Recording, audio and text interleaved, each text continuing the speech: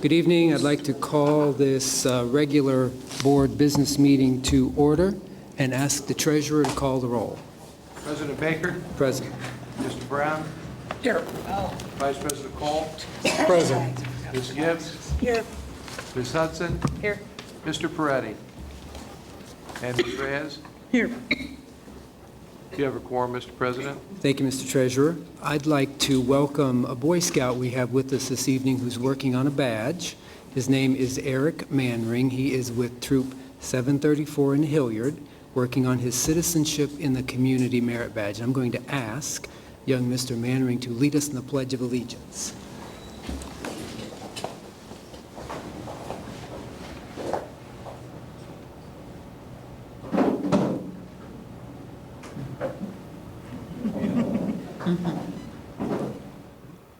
I pledge allegiance to the flag of the United States of America and to the republic for which it stands, one nation, under God, indivisible, with liberty and justice for all.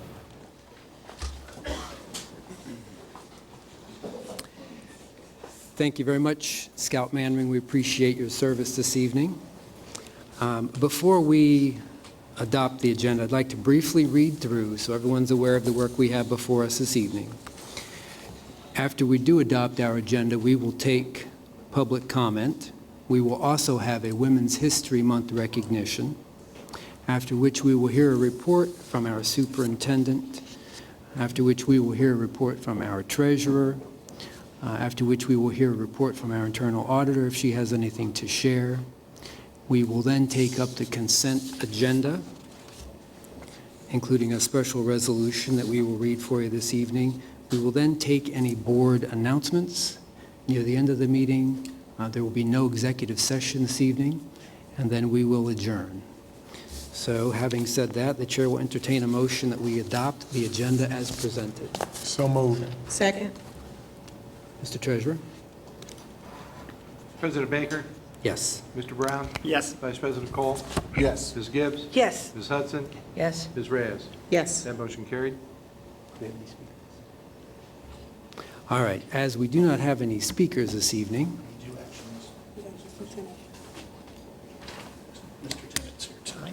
Mr. Tennant was here. All right, we do have one speaker, and I'll ask him to come up in just a few minutes, but what I'd like to do first is invite Board Member Gibbs to lead us in a Women's History Month recognition. Ms. Gibbs? Thank you, President Baker, Vice President Cole, colleagues on the board, and all of those assembled. We are excited that once again we are here to celebrate Women's History Month, and we have two very special guests here with us today to talk about Women's History Month and the importance of its observance. Our first speaker is an amazing young lady. She is a third grader from Clinton Elementary School, and her name is Cora Bystrick.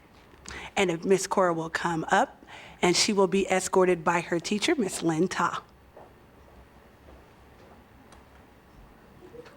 Hi, my name is Cora Bystrick. I am a third grader at Clinton Elementary. Thank you for this opportunity to speak to you all tonight. It is an honor and my pleasure to be here. I was asked, why is Women's History Month important? I say, why is it not? Women are half the population, maybe even a little bit more. I think Women's History Month is important because women are often overlooked. I believe that having a month focused on women will motivate and empower women, and especially young girls like me, so that we are able to be and do whatever we want or dream of being. Malala said, I raise up my voice not so I can shout, but so that those without a voice can be heard. We cannot succeed when half of us are held back. History helps us learn who we are, but when we don't know our own history, our power and dreams are immediately lessened. Women in America and all over the world are often overlooked. So opportunities like this, where I can voice my thoughts, are important. When we have places and opportunities where we can learn about other women's achievements and start to learn about the importance of women and young girls are absolutely amazing. Learning about women like Rosa Parks, who stood up to unjust laws during the civil rights movement. That helped encourage me to be stronger and braver. Recognizing the achievements of women has a huge impact on the development of young girls like me. Melinda Gates said, a woman with a voice is, by definition, a strong woman. Thank you.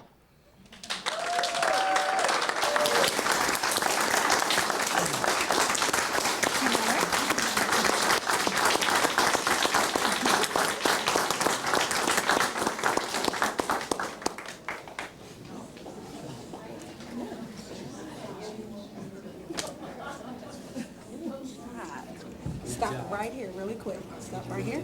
Turn around. Thank you so much for being here. Thank you for good job, sweetie.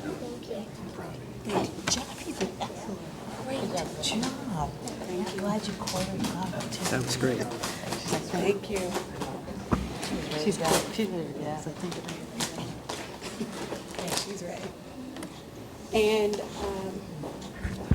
will the proud parents of Cora please stand, and her adorable little sister Charlotte?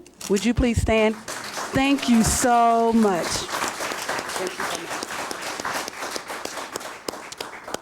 And that is the women's part of Women's History.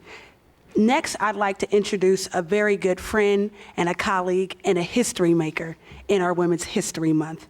Judge Jennifer Bruner is one of 8 state appeals court judges of the 10th District Court of Appeals located in Franklin County, Ohio. She previously served in elective office as a common pleas judge and a history maker as being the 52nd Secretary of State of the state of Ohio and the first woman to do so.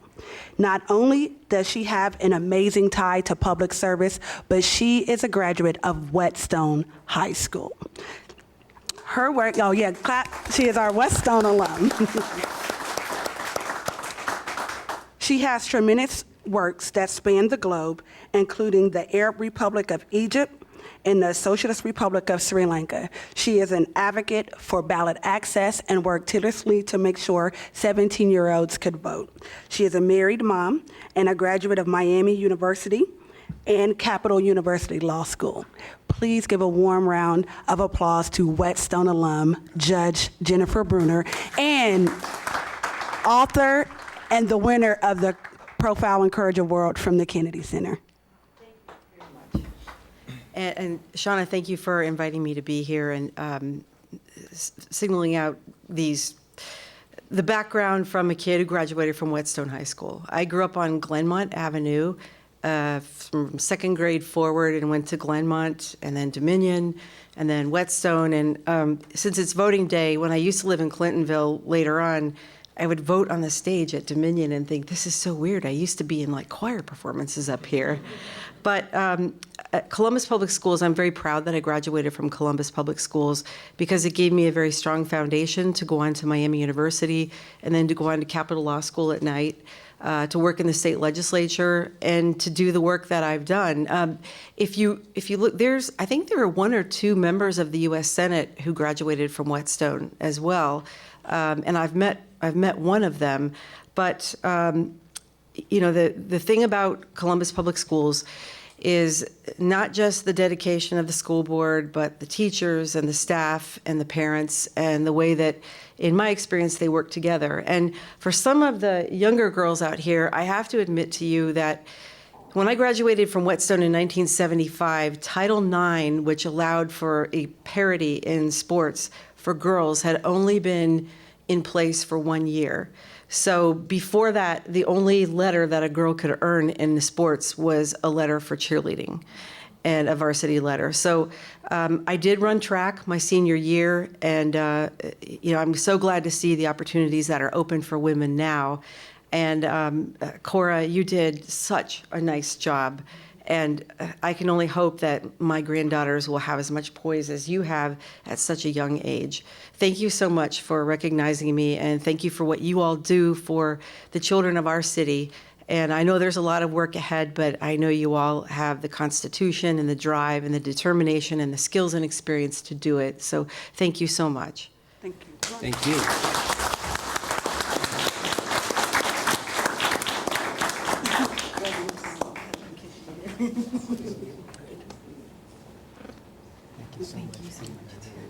Stop right here. Turn. Take this picture.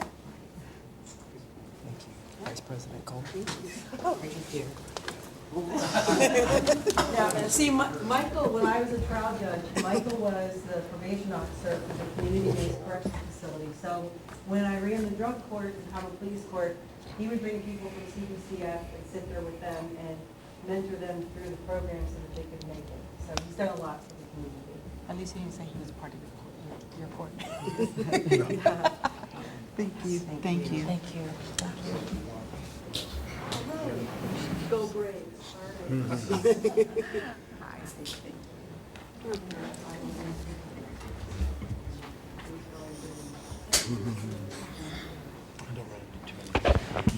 One more round of applause for Judge Bruner and Ms. Cora Brycefield.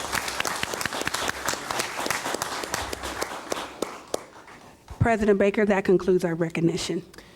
Thank you very much, Board Member Gibbs. That was inspirational, and I appreciate the opportunity to recognize women and young women in our community who have made and will make great contributions. So having said that, let's move into public comment. We do have one speaker this evening. We allow up to 4 minutes for comments for speakers who sign up in advance. And Charles Tennant is our speaker this evening. The topic of his remarks: recognition of a few board members and the superintendent. Action, board to recognize a few board members and the superintendent. Mr. Tennant, welcome back. You have 4 minutes. Thank you, Mr. Baker, members of the board, Dr. Dan Good, Mr. Bohoric. Did I pronounce that right? Perfect. Thank you. I'm an author, and I promised you several months ago, may I approach? To present my book. Thank you so much.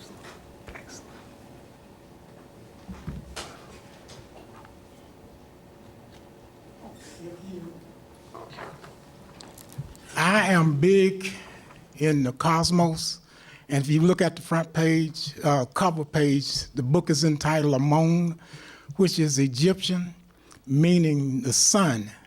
And if you look in at the cover page, you'll also see some galaxies. You'll even see some stars. You'll see a lot of different things, and this book is about a golden eagle. It is allegorical, it's apocryphal, and you can also say it's somewhat hermeneutical. The book is written with a lot of sentences, and they go on and on and on. There are more than 2,000 commas in it. You'll see some poetry in there, you'll see some poems, and everything in here is original and things that I wrote. So I wanted to give those to you. I've been promising them to you for 3 months, and usually when I get them, they leave quickly, very quickly. I ordered 30, and I think I have 2 left now. Also, Dr. Good, I would like to give this to you.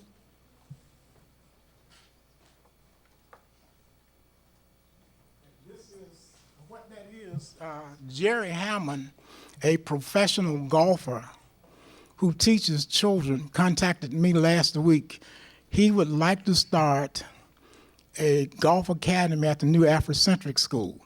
I've been looking at some companies who will more than likely provide golf equipment for the kids. I can't promise you that yet, but I'm sure that we can get that for those children. Jerry Hammond is a fantastic teacher, and I've seen students he's taught from 6, 7 years old, and they have become scratch golfers. I've seen students that he's taught who have gotten scholarships to college, and this is what has embraced me. And Dr. Good, if you can, maybe the AD can get copies of what you have. I haven't quite read all the way through it, but I will. The third thing that I want to talk about is, I mentioned to you, and I just got the blueprints from the architect tonight. I mentioned to you about a Nubian pyramid on the new property. I would like to get a Nubian pyramid because there's nothing out there that states Nubian. So I drew this within 5 minutes to give you an idea of what it looks like. Nubian pyramids slope at about 70-degree angle. They're much, much thinner than an Egyptian pyramid. If you go on your internet and you look at the Trans-America building in San Francisco, that is a Nubian pyramid. I also would like to take this time, Dr. Good, to thank Mrs. Gillison for coming out, well, come tomorrow, 3 weeks ago, to hear me speak as the guest speaker at DSCC. She was eloquent when she came in there. We had about 250 people, and I'm hoping that I did a satisfactory job with that. They are enthused members of the board to come into the Afrocentric school. I spent about 15 minutes with the Admiral, and he told me, and he said, you can state this, you can quote me. I will come in there with everybody, and we'll have our sleeves rolled up, and we'll be in there financially also. That concludes everything that I have to say at this time, except one thing. The Afrocentric, I hear people come to me and they'll say the Afrocentric school, and all of them will say, this is a black school, this is a black school. It is not a black school. It is a Columbus public school open to every child in the neighborhood. And I am inviting all parents to come, especially when we get into this new school, and see what it's all about. There are 44 classrooms. They'll be in villages. It's a beautiful thing. I'm just excited about it. Thank you very much. Thank you, Mr. Tennant. Thank you very much for the books. We do appreciate it. I've looked very forward to that. So I appreciate you being here tonight. Thank you for your partnership. We appreciate all you do for us. Thank you. All right. As we do not have any other public speakers, we will move on to hear from our superintendent. Dr. Good, the floor is yours. Thank you, President Baker, Vice President Cole, members of the board, and thank you to the speakers this evening, always inspiring. As I prepared tonight's Spirit of Success update to share with you, it occurred to me that all of the updates this evening have a consistent theme and a thread. All are examples of how our students and staff are changing the world. One of the best examples was today's middle school Service Above Self luncheon and fair. It was a great turnout at Linmore. We celebrated the 11th year of our partnership with the Columbus Rotary in what continues to be one of the more awe-inspiring efforts we undertake each year as a school district. With the guidance of the Rotary and our teachers and staff, our students prove the basic notion that through service, ordinary acts can make an extraordinary impact. From volunteering to help the Ronald McDonald House or the YMCA or YWCA or advocating for a cleaner environment and healthier neighborhoods, our middle schoolers showcased inspiring projects. I have to say that I was amazed at their presentations. And for those of us in the audience, when you realize the impact that will result from the lessons learned by these young ladies and men through these experiences, you really can't help but to be excited about how they will indeed change the world in the future. I was also impressed by the work of our students in the Culinary Arts program from Downtown High School because they prepared the food for the banquet. And from the Graphic Design Department at Fort Hays, Mikai actually prepared a number of banners that gave direction and some formatting to the event today. In fact, he prepared the banner that's behind you on the mini stage there, and all of the student participants signed that banner, and we'll post that for you later. You can hold it up if you want, or people can come up and look at it afterwards, either way. So next, as was already mentioned, oh, there it is, they're gonna, visual aid, good job, okay. So, very good, and we'll get the board's picture in front of that at the conclusion of the meeting, if that's all right. Next, I want to talk about how this weekend we got to celebrate the state championship of our Afrocentric Nubian girls basketball team. Bravo. They are changing the world of high school sports, first by dominating girls basketball in Ohio with not 1, 2, 3, or 4, but 5 state titles under Will McKinley's leadership. But second, by proving that good sportsmanship, or in this case, good sportswomanship, is at the heart of every true champion. I wish you could have seen the grace and the respect by which these young women carried themselves, both during the game and in celebrating the victory. In the coming days, we are planning a very, very special way to celebrate Afrocentric's title and the team's sportsmanship. And I'm not going to reveal that surprise just yet. Next, for many of our students across Ohio, their ability to change the world around them is hindered, and it's hindered by a lack of meals, particularly by a lack of breakfast. So this week, the state interim superintendent, Dr. Lonnie Rivera, and I joined students at Duxbury Park Arts Impact to celebrate National School Breakfast Week. Also visiting the students were State Board of Education members Mike Collins and Stephanie Dodd, along with our own Board of Education member Eric Brown. Our district has been recognized as the best school breakfast program in Ohio. It supports the historic game-changing action by the board 2 years ago to offer both breakfast and lunch to all students at no cost. Also to note, when we talk about changing the world around us, I'm pleased to share that over 1,600 people across our city have taken part in the online survey as part of the facility's master plan. These individuals from zip codes across the city shared their vision of what our educational world could and should look like. And I think this is an impressive turnout, and we expect additional community engagement when we launch our series of community meetings led by our ad hoc committee and its chairs, Board Members Gibbs and Board Member Peretti. Another world moment, earlier today, senior staff met with a small delegation of writers and bloggers from China who are visiting here through a grant to the Columbus International Program. And I believe that Jason, Cherie, and Haiyan Su are all three here. If you would stand, that would be great.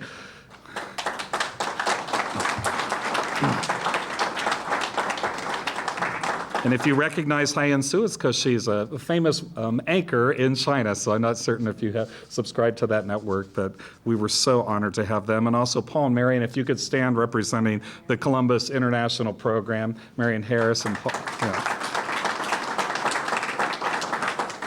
So one of our visitors from China owned a communications company, another was the former television anchor, and the third is a student here on a visa to attend The Ohio State University. All three were very interested in our adult education programs, and I think my team was fascinated to hear how private companies in China are required to build schools in neighborhoods near their new factories to serve the children and families of workers. Wouldn't that be interesting if developers also had an obligation to provide schools for their new residents? Love it.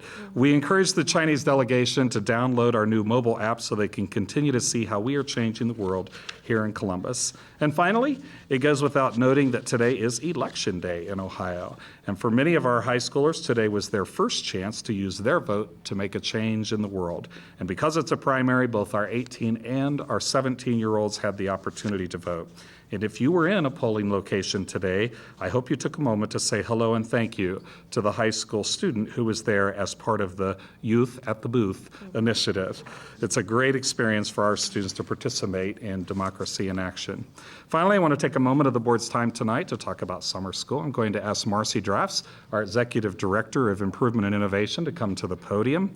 In the past, if a student was told they needed to attend summer school, it really was a change to their world. But today, summer school is an incredible opportunity for students to both catch up and to get ahead.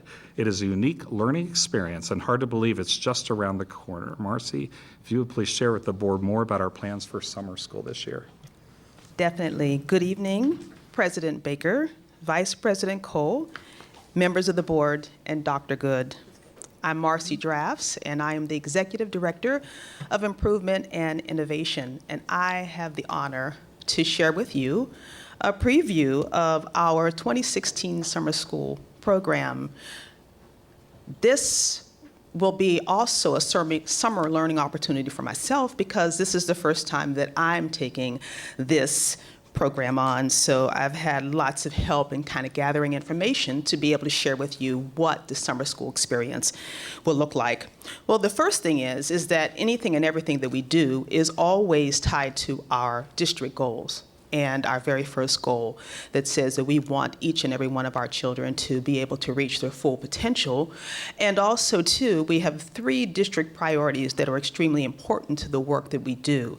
And so at summer school, that's no different. And so with summer school, we focus in on our kindergarten, our third grade reading guarantee, and also then to graduation, those 3 district priorities. So I will give you a preview based upon a series of questions. The first question is, what is the Columbus City Schools summer school experience? So the first thing I thought about is its district-wide experience, that it is across all areas of the city, And we then also cover then for the elementary and middle school students, it's 5 weeks. And for our high school students, it's a 6-week program.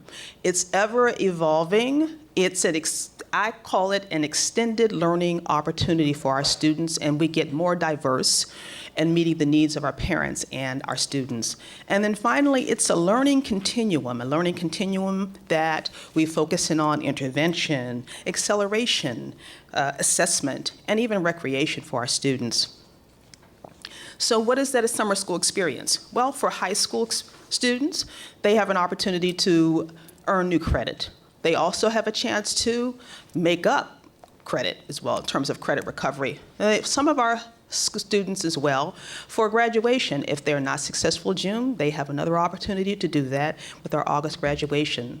For our middle school students, we focus more on the intervention and then the enrichment. This is also an opportunity for, during this summer, for our students to have an opportunity to retake another chance to the state assessments. We've been for several years offering for our students to take the Ohio graduation test. And so we still have the current seniors and juniors who we offer that to. We also now on board have the 3rd grade English Language Arts AIR program, or assessment. And so that assessment is given in the summer. We also have an opportunity for our students, 3rd grade students, to be promoted. We offer the NWAE MAP, Measuring Academic Progress. And this year is something new. The state has now allowed districts to offer the AIR, High School End of the Year Course Exams, for our high school students over the summer. So they have an opportunity this summer, and we'll do that in July, to take that exam. Also, too, it's an opportunity for our middle school students to be promoted with the work that they do over the summer. And then also, too, for our elementary school students, it's a full-day option for our students and parents.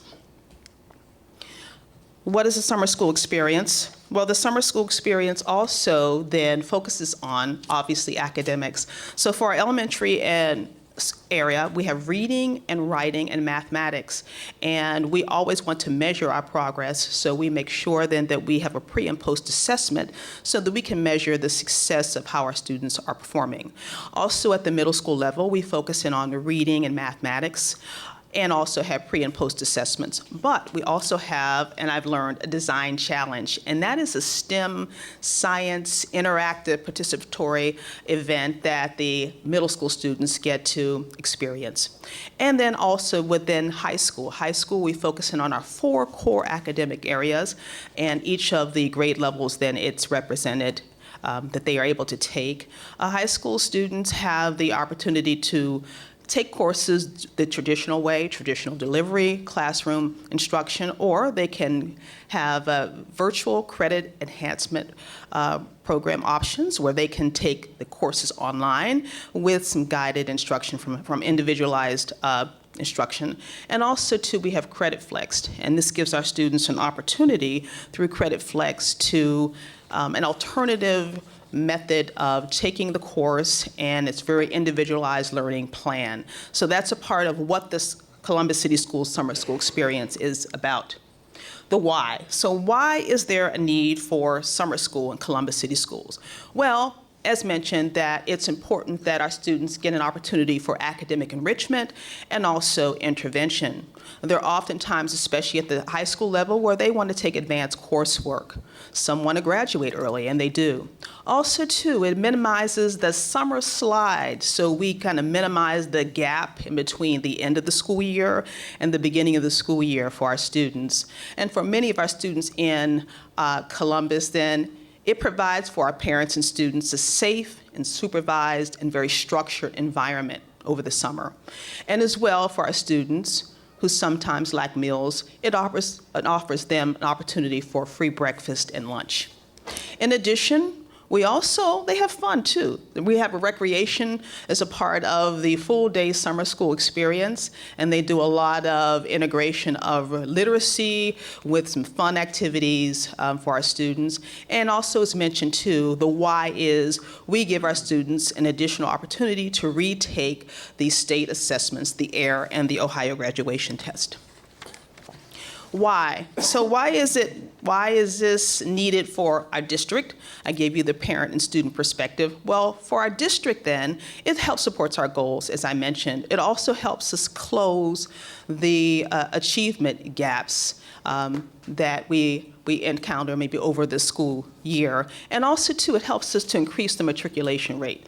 So our students who are behind in their credit, they get a chance to move on with their cohort. Our middle school students who may be behind, they also get an opportunity to maintain, be a part of their cohort. Third grade reading guarantee, that is also an opportunity for the students, third graders, to be promoted. And finally, for some of our students, if they weren't successful in graduating in June, they get that opportunity in August. So who is it? Who participates in Columbus City Schools Summer School? Well, any Columbus City School student who is in elementary, middle, or high school has the opportunity to participate in our summer schools. Out-of-district students who are high school students, they also have an opportunity to participate in our summer school. And what would summer school be like without all of those support staff, certificated and classified staff that help run our very large operation? So all of those Columbus City Schools administrators, custodians, teachers, bus drivers, et cetera, make up the summer school experience. And last but certainly not least, our community partners, which have grown. But there are 4 community partners who are working very closely with us to enhance and diverse the summer school experience for our students. When? So let's get down to the nuts and bolts. When is it? It starts on Monday, June the 20th. Our elementary school students take a 5 weeks course, and it's from Monday through Thursday. We have half-day programs and full-day programs, and it ends in July 21st. Also, our middle school, same thing, 5 weeks, Monday through Thursday, half a day, and it ends on July 21st. For our high school students, they have an opportunity for a 6-week program, Monday through Friday, and it's half a day. And as mentioned, they're able to take traditional or VCAP courses, and that officially ends on July the 29th. So where will district summer schools be held? So we have on the chart, we have district elementary schools, and then we have another column, and the column is our Title I School Improvement Grant schools. Those are schools that they have additional Title I funds, that they have an opportunity to have their own exclusive independent summer schools. So as you see on the list, then we have several elementary schools that are being offered over the summer. We have our district elementary schools, and the majority of those will be full-day sites this year. We've grown from 3 now to 6. And then with our title schools, as I said before, those are schools then that they have the extended funds, that those schools are able to then focus in on their particular school goals and to work with their students in terms of increasing achievement.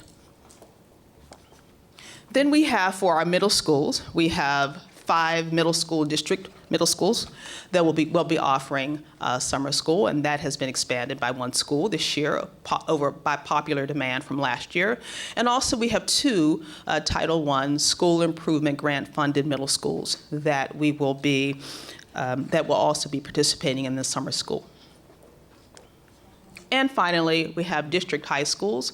Those are the district wide any high school student can attend any of those high schools, 6 high schools. And we also then have our own Title I School Improvement Grant funded high schools that they will then exclusively then focus in on their students.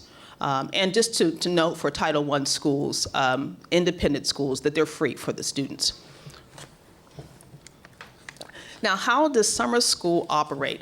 Well, let's just say that we've already been in full bloom operation. There's several of the support staff that we have already been meeting to make sure that this summer school is a successful one. But we have transportation for our middle school and elementary school students. They receive free Columbus City School bus transportation.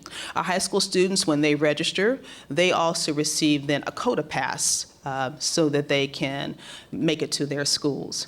In terms of food service, well, we partner with our Columbus Recreation and Parks Department, and they provide us with the funding and support, and we, Columbus City Schools, then prepare the food for our students for breakfast and lunch, and it's free. And even our Title I SIG schools can participate and they get free meals as well. What is the cost? Well, for our Columbus City Schools elementary and middle school students, it's free. And for our summer graduates, because we want to make sure that they're successful. So if they're in that situation, we want to make sure that they have an opportunity to graduate in August. So for our high school students, though, they pay $100. And as I mentioned, then the CODA Pass is a part of that registration fee.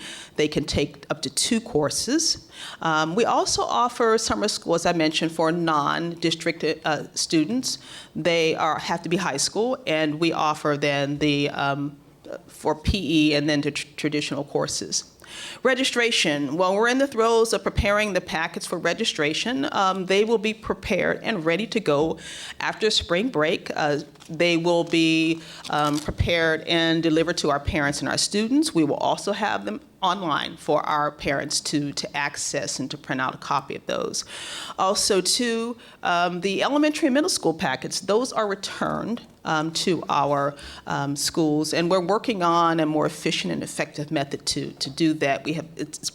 I've heard it's very popular in middle school, so we're trying to shore up and find some more tighter ways to work with that. And for our high school students, well, right after school, then there's a full week that they have an opportunity to come in and to register for their courses.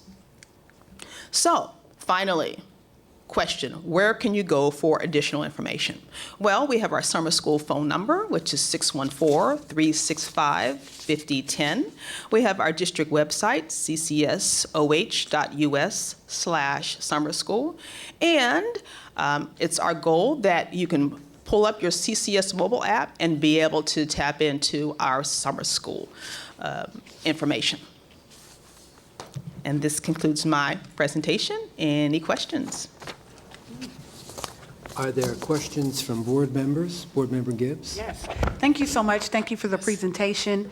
A big thank you to the team that has invested in the expansion of summer school. And we've come a long way from what we used to have, and I think it's a much better offering. So I just want to hear about the accommodations for students with disabilities and our ESL students. How will their IEPs follow them? How will that work continue? And how will our English as second language learners, how will they be integrated in the summer learning? Okay. President Baker and Board Member Gibbs, we have for our special education department, actually our special education department hires our special ed teachers. In fact, when we've met a couple of times, and we're making sure then that in each of the sites is that we have then the accommodations for those students. One of the things that I did was, in meeting with everyone, is to make sure what were the issues, what were the problems, so that we can make sure that we're proactive. And so one of the things we're doing is making sure that we have teachers who have that certification that are at those sites and meeting the accommodations, because we legally have to do that. With ESL, that's under my umbrella. And with the ESL department, we do have the Ohio graduation summer tutoring session and the assessment. We also, too, as a department, reach out to all of the schools to make sure that we are then advertising and marketing and taking advantage of making sure that the parents and students are aware of their resources. We also then, just like special ed, hire those ESL teachers to make sure that we are meeting those accommodations. And we're even trying to step it up to potentially have at our Global Academy site a special summer school. Our fingers crossed that we can then accommodate those, especially at the pre-functional level, that we can accommodate those. So those are that's what we do, and we have some other ideas that we want to make sure that we are covering then our special ed population and ESL. And will those applications be available in multiple languages? And will our marketing for those be available in multiple languages? Definitely. In fact, that we do hire then translators and that are any kind of call that goes through the summer school program is funneled to those translators. Thank you. You're welcome. Mr. Peretti, I believe you were next. Thank you very much. I just want to say thank you for all the hard work that all of our staff have put into this. You know, growing up, I'm not used to such a vibrant program like we have, so it's just really, really, really refreshing to see it, and I know it really does help out a lot of students. So my question, I have a few questions. Okay. Do we market free lunch and breakfast to the normal students as they sort of exit the school year so they know it's at least happening? And do you have to be enrolled in any of the classes or any of the activities for the breakfast and lunch availability? Okay. President Baker and Board Member Peretti, we do offer for our students the opportunity to eat the breakfast and lunch, but they have to be enrolled at the school to participate. And I'm sorry, the other question that you had, I'm drew a blank. Well, so with my it. question was, you have to be enrolled in a program to, Yes, yes, you do. Yes. to receive. Okay, so that was one question. Yes. Thank you for clarifying that. Yes. Baker to Board Member Peretti. Remembering that Columbus City Schools also prepares all of the breakfasts and lunches for all of the parks and recs throughout the city. I forget how many exactly, but it's a ridiculous number. And so there are programs for all of our families to actually receive those free breakfasts and lunches. Thank you, Dr. Good. Thank you, Dr. Good. Is he there? Joe, are you here? I couldn't see you. Come on up. Director Brown? You got your hair cut. I like it.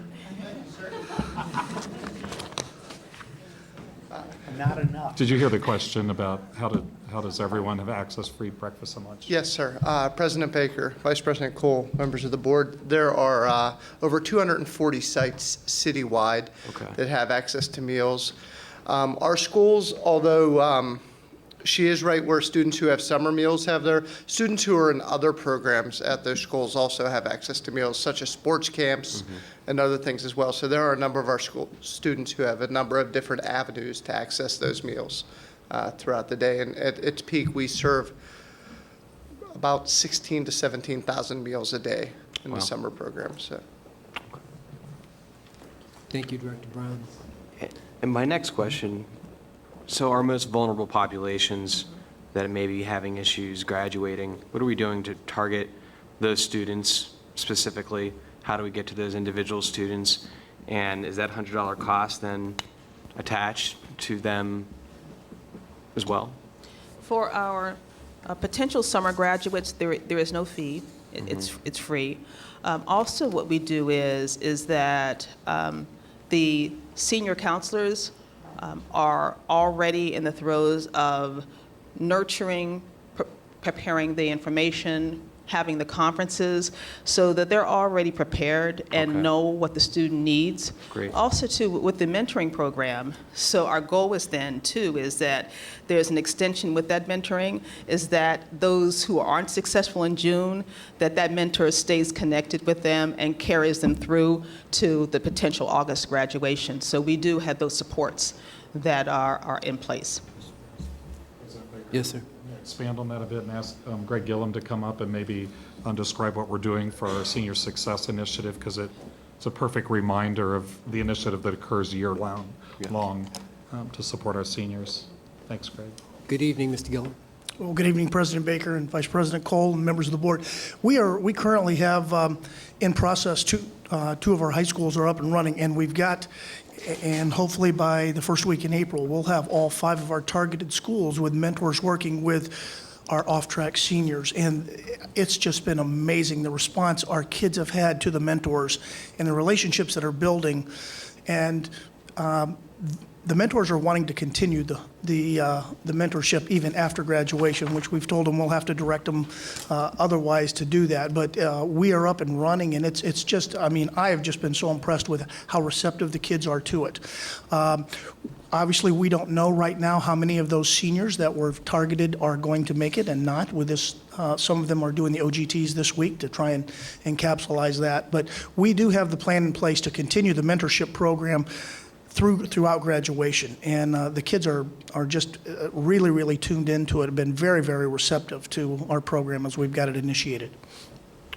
We've been really pleased with the response of the community, and we're thankful to the media for promoting that mentorship program. We even recruited former Representative Marion Harris this afternoon to be a mentor. So we're always looking and always pleased, and we're thrilled with the work that's being done. It's actually measurable effect, and that was important to us, that it's systemic. It's not just one and done.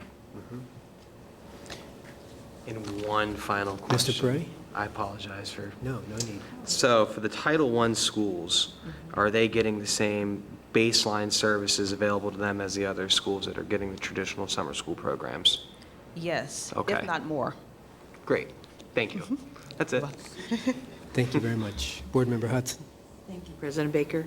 I wanted to thank you so much, and I'm glad we're watching this program the last couple of years. It's growing and growing. Fantastic. I wanted to turn to the fee for the high school students, the $100 fee. Why do we charge a $100 fee? And is it? I mean, in a district with 80% free and reduced lunch, and it just seems like it would be a barrier for more students to participate. President Baker and Board Member Hudson, you've asked me a question that I don't know the history on. Dr. Good, why do we charge a $100 fee for high school students? So President Baker to Board Member Hudson, actually it's a good question to raise, and there is a tipping point. In fact, there's a lot of research around providing free of charge services versus having the participants invest in those services, and their responsiveness and attendance are all related to that. I'm not certain the history of the $100 itself, but I will tell you that there's enough out there written about if you don't charge anything, they don't necessarily attend on a regular basis. And so when there's an investment on the part of the family, we also offer scholarships in hardship cases, so it's not a one size fits all. I mean, and thank you, that's helpful, but I wouldn't want that to be like this. If there could be a service element or some other give back, from the student in lieu of that fee, I really would encourage that we try to find some alternatives, because I think, that's more, it just seems like we're trying to make, there's no reason to make money on that, certainly. But for high school students, I think that it would just be important that if they want to go to school, I don't want them to be asking that, if you have to, if they have do they have an easy opportunity to ask for a waiver of that fee, or to do something in service of the community in lieu of that? So I appreciate the question, and certainly it's worth researching and looking at this summer and gathering more information to understand whether that'll continue to be a barrier, whether it serves as a barrier at all. When we look at the attendance, actually it's increased over the last 3 years. That doesn't seem to be the primary detriment, but we need to ask the right kinds of questions and put the resources toward making certain we could afford for those thousands of students who are not investing and continue to offer those summer programs. Well, and I'm certainly sensitive to the resources, but for a $100 fee, I mean, there are things we spend money, the board, my goodness, the board budget could cover a lot of those students right by there. So I think that, but I think it'd be, I'd love to make sure that we're doing all we can to make sure that's not a barrier to entry. And I want to add too, as a former high school principal, that we did have fee waivers or vouchers that we were able to provide for our students for those hardship cases. So. Good. Thank you. Thank you. Mr. Vice President? Thank you, Mr. President. Some of that $100, just for clarity's sake, some of that $100 covers for high school students that transportation piece, yes? Correct. The CODA Pass. How much is the CODA Pass? I'm not sure. Is Jeff here this evening, Maurice? Yeah, more than it should be.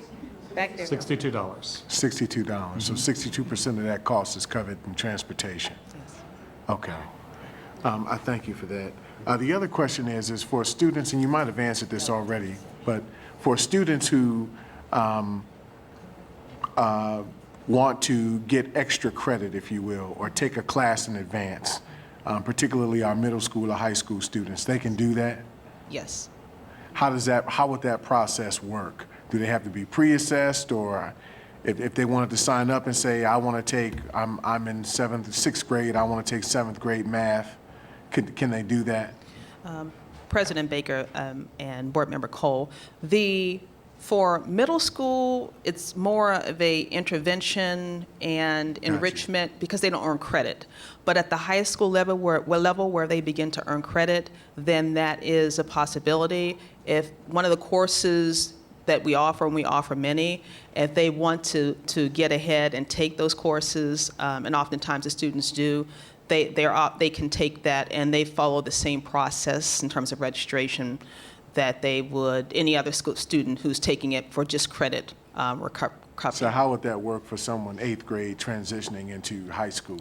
8th grade, they would be able to. They would be able to take a high school course. Okay. Yeah. All right. Right.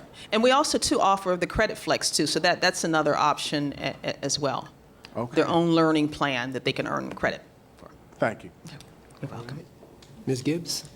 Just one more time, will you, because when you said that, I heard college credit plus in my head, and then I heard credit flex. So in regular school with college credit plus, a 7th grader could earn high school credit for a course. And like right now, you could take middle school courses for credit. Is that transferable into our summer school model at all? We do have, President Baker, Board Member Gibbs, we do have middle school students that do earn credit that they can take, and then it adds on to their high school transcript. So that is a possibility. The students can, if they're entering high school, can take additional advanced new credit that they can earn, and that will be applied to their high school transcript. Okay. And just one more question. What types of courses will be offered? In particular, for our math, for example, we have all the way from advanced quality reasoning, AQR, to Math 1. So we offer for social studies, democratic citizenship, to our world history, and for English 9 through 12. So we offer all of the core academic subject areas. We offer all of those courses. Any art, band, or if you wanted to get, and what I'm looking at is we have so many amazing options for students to begin taking college courses in 10th and 11th grade. And so I know a lot of students who want to knock out electives early, or, they want to take as many courses as they can so they can go senior to sophomore or DeVry Advantage or to do those things. Do we offer any electives in summer school this year? We do, but the electives are limited. We offer, for example, physical education. We offer some world language courses and a few technology courses, but the art courses are not part of the offering for the summer. And if you would like to attend, if you're a regular student, you can attend any of the district sites. Correct. But only the students enrolled at the SIG or Title I schools can attend the SIG or Title I summer schools. Yes. Okay. And what's the number again for summer The school? number is 614, because we have to use that area code now, 365-5010. Thank you. You're welcome. So may I clarify, President Baker? Yes. And Marcy, really, it's a question for you. I think Yes. this is the right answer, but I want to verify that. You can attend any of the district schools, but the Yes. transportation is only to your regional school. Is that correct? So if I'm an elementary student, it doesn't mean the district's going to provide transportation all the way across Anywhere, town yes. to Yes. any school you want to go to. It's the school in your region. Right. Okay. You're correct. Thank you, Dr. Good. Seeing no other questions, thank you very much. Thank you. Appreciate it. Mr. Superintendent? Actually, I think that's probably enough. My other announcement's going to wait till the end of the meeting. All right, thank you very much. All right, let's move on then. Mr. Treasurer, the floor is yours. Thank you, President Baker, Vice President Cole, members of the board. My presentation tonight is for the February 2016 monthly financial summary report. Year-to-date, through the month of February, we've received $605 million in revenues and spent about $537 million in expenditures. You see here on this slide the breakdown of the revenues Through February, we've received, on a breakdown, we get about 60% in taxes and local revenues, about 38% of our revenues so far have been from the state, and then the remaining 2% come from non-operational sources. On the expenditure side, of the $538 million that we've expended to date, about 69% of that has gone to personnel, about 20% to the charter school and other school choice deductions, 10% to non-personnel, and 1% to non-operating expenditures. As you know, at the FAC meetings, we love to delve into the variances, and so far through this month, 9.8 million under plan on revenues and about 14.3 million under plan on the expenditures. If we take a closer look at revenues, you can see that a couple of times we have some cash flow variances that occur typically around collection periods. We've reviewed some of the causes of these, and most of those are attributable, as I said, to property tax collections and some variations in state revenue, like the catch-up payment that we received last month.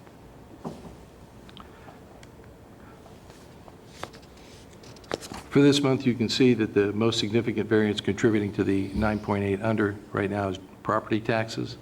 We are in the collection period, and as we look at the changes month to month, you can see that in this graph, the blue bar has gone from 23 positive to 14 million under plan, and again, attributable to general property tax receipts. Month to month, you can see here in January, it didn't behave exactly as the plan that we based on last year. So in January, we got a little bit more than we anticipated. February, a little bit less. We have received settlement for March, so I plotted that out as a projected number. And you'll see that we'll exceed our estimate for the month of March, but that will bring our year-to-date total to within about 1.5 million at plan, coming in at 406.1 million versus a planned number of 407.6. I also like to take a look at, although the variance, it wasn't a significant contributor to any of the changes this month, I always like to look at state foundation monies because it is another major source of revenues.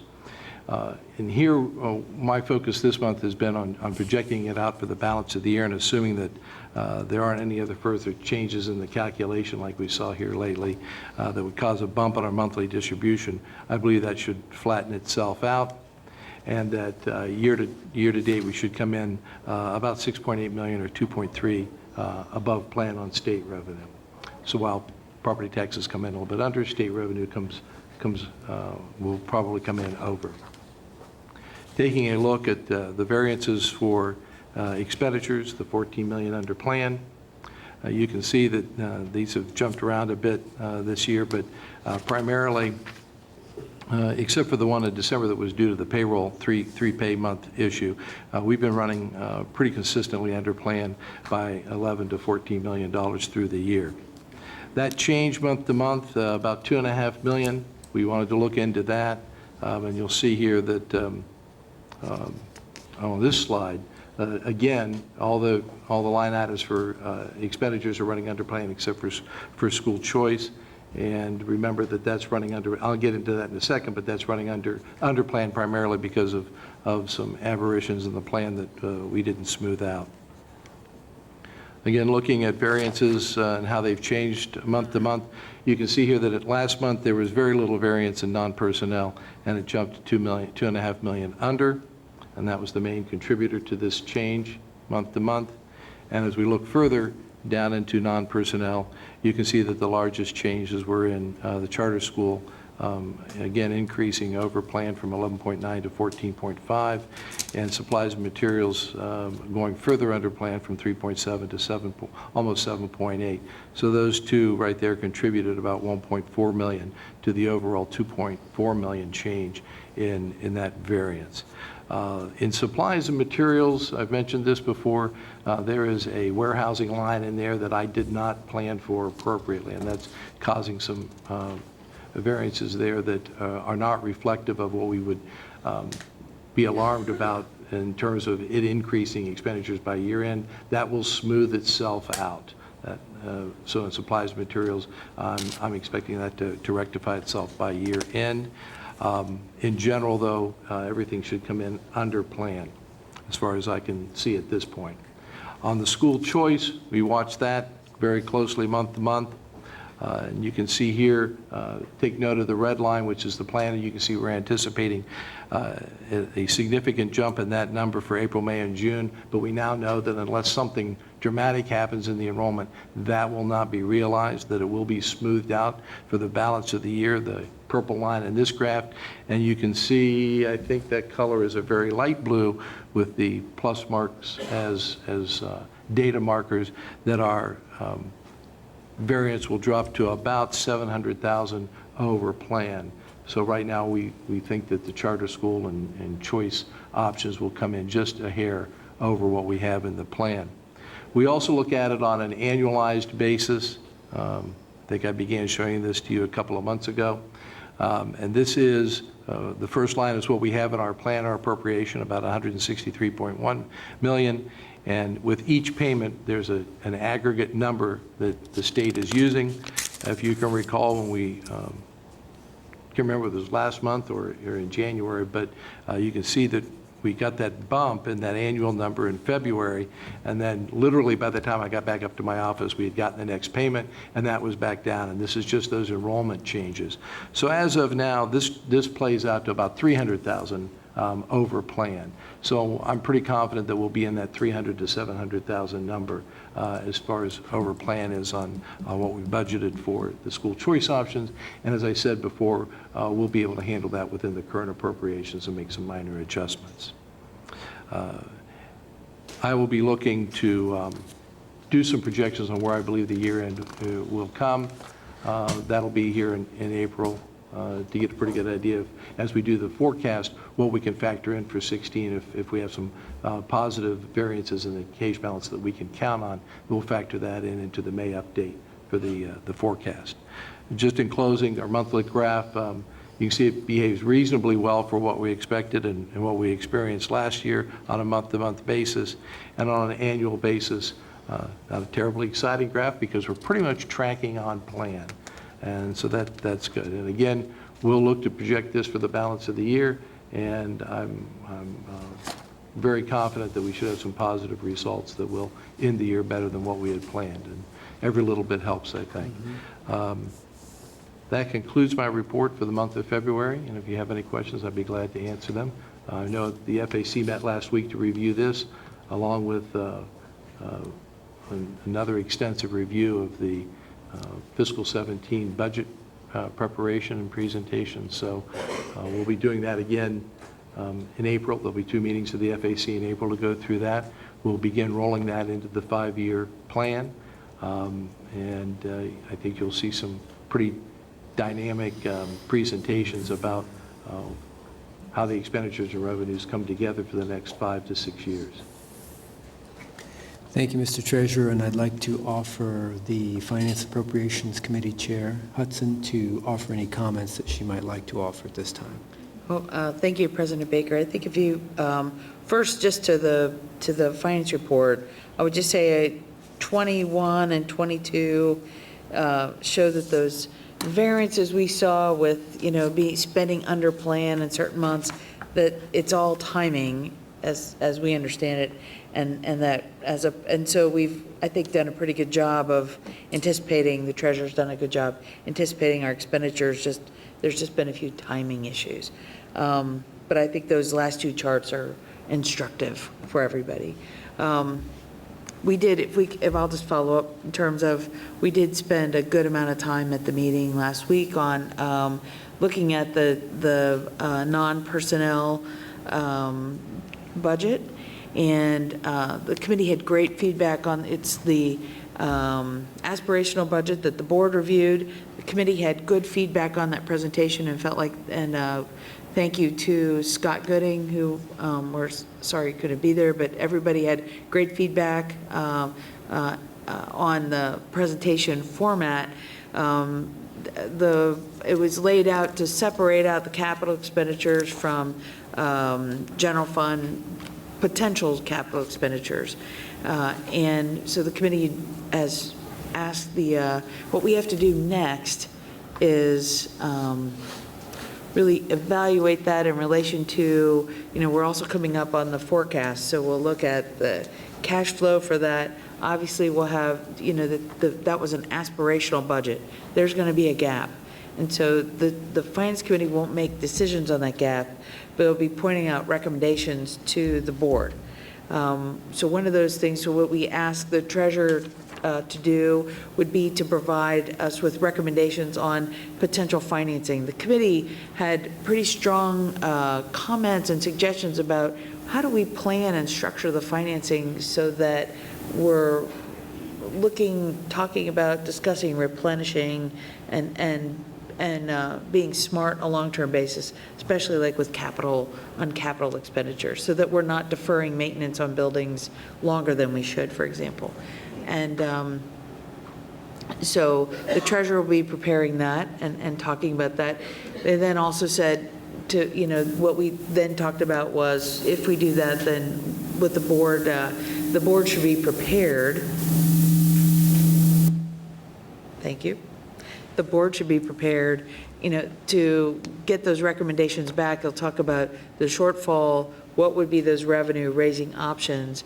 And so the board, I think we as a board should probably at some point soon, very soon, have a discussion about how we will go about that, what we want to do to get the community feedback to address those issues. Likely, a levy millage committee, something along those lines. So we've got a lot to do between now and the end of April, I think, as we look to that forecast and making decisions and recommendations on next steps.